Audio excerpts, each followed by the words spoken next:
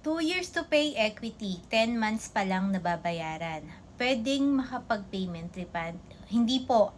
Remember, ang reservation fee at saka down payment or equity ay non-refundable. So, make sure na before ka maglabas ng pera, decided ka na talaga na kumuha ng property. Pwede lang ang payment refund kapag 24 months ka nang nakapagbayad. So, dapat tapos mo yung 24 months na yun. And take note baka isipin mo, ang gawin mo, 24 months, babayaran mo siya para makapag-refund ka. No.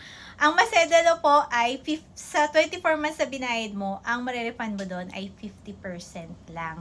So, nakakapag-refund lang ng 100% kapag si developer ay may violation na ginawa, lalo na kapag may mga delay ng turnover o kaya may violate siya sa PD 957. Pero kapag wala at dahil lang gusto mong nagbago lang isip mo, non-refundable po siya. So if you have additional questions, just message below.